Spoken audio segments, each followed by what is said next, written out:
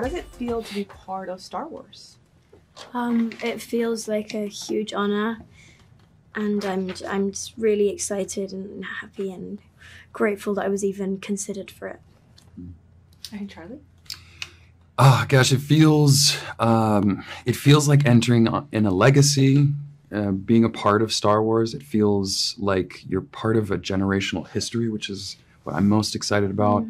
To have my father turn to me and say that he's excited to me be in something that he remembers watching as a young man is it's the best gift. But it's also terrifying to live up to it in the best ways. And Manny? Ooh, it's all the feelings, but definitely one of excitement. Pride is a big one, especially taking on something that feels completely new and different. Like so proud of what we've been able to accomplish with the Acolyte. And Manny, tell us a little bit about your character, Kimir. My character, Kimir, is a former smuggler, trader, who kind of finds himself in this broader story with May, one of our main characters, and having to help May and her master with their mission, trying to avoid the Jedi and just accomplish what maybe the dark side has in store. Charlie, what makes your character your tick? What makes your tick? Chike, poking at my sides. No. Yeah. I think it's his desire to be best, to be good. It's not an outcome which any Jedi should be yearning for. He has a desire, though, to be of use, to be of service, and he wants to fulfill it in the best ways that he can. But that is a difficult challenge. And Dafne, tell us about your character, Jackie, is like. Jackie is a young Padawan to Sol, played by the incredible and incomparable Lee Jung-jae. She is a very talented Jedi. She is very overachieving. She's a perfectionist. She's very hard on herself, and she's just very curious and excited, and is taken by surprise with Osha and who this fascinating young woman is. Manny, what did you think when you first stepped on set? Is this a dream? What did I think when I first stepped on set? I was pinching myself because it felt surreal, to hop onto a set that's, first of all, practical and that has, all the elements that pays an ode to like the original trilogy. It felt like it was just an incredible special feeling. And can you describe the set where Kimir hangs out? Sure. You first meet Kimir and an apothecary, basically just, for a lack of a better term, a store or a corner store that has a bunch of potions and trinkets and tools, mainly for his smuggling practices. Charlie, what was the lightsaber training like? And how different was it from having toy lightsaber duels when you were a kid? How do you know I had toy lightsaber duels? Who didn't? Did you? I did, yeah, of course, yeah.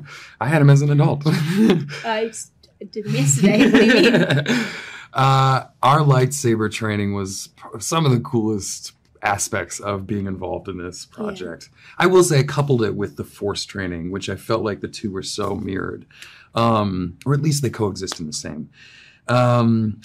I was very eager to figure out how to be the best saber wielder from the get, which is very Yord, and I think it ended up with me being very frustrated with myself.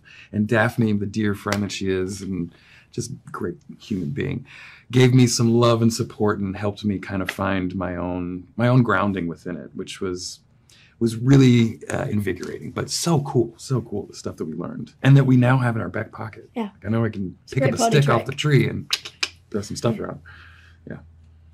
And Dafne, tell us about your makeup and your prosthetics and describe the process to get on it every day. The makeup process for Jackie was completely transformative, and I honestly enjoyed every minute of it. It was a bit intense. I'd have to get up every morning at like 3:30 a.m. and then I'd drive into work, and then I'd be with my wonderful makeup artists, Jeremy and Rob, who designed the makeup look and just it sort of brought to life. There's such incredible craftsmen, and we got it down to an hour and a half, which is really impressive, and it consisted in we did the horns, we did a bald cap, we did a prosthetic over my forehead, and then we'd like put the wig over it, and then I'd have to get like airbrushed in color, and it was really just enjoyable in my hands, and I had to have like a special manicure, and it was truly just so important to have that as an actor for the character. And to be fair, I did every day when I rapped, I was ripping horns out.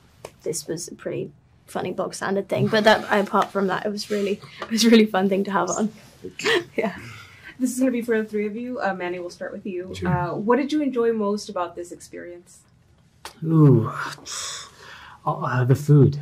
No, we did have a great chef. Yeah. Louis. I mean, just everything. I think the thing that I love the most is that it became a very much, I've talked about this before, a collaborative experience. Again, Leslie, super collaborative, very much team mind frame. She delegates tasks as opposed to like being a dictator and just like trying to figure out everything on her own. And on my end, I was able to create a character with her, and it just makes it so much more special when you're able to build something with the showrunner from the ground up. Again, so much pride in it. I think, piggybacking off of what Manny just said, it was so incredible, the team on this production, in front of the camera and behind. We had the most incredible crew, and truly we couldn't have done it without them. They were just such a huge support system to us as actors, I think, and just, so it was amazing to get to work with such incredible talents, and I just feel like we had a really good thing going as just like a little community on set. And also, of course, just the fact that now we get to say that we were part of the Star Wars family is huge, and it's kind of forever. I think my favorite part of the funnest part, aside from both what Manny and Dafne were mentioning, which are incredible, more specifically, even though, is walking onto the sets, and it's even walking onto the sets with the costume.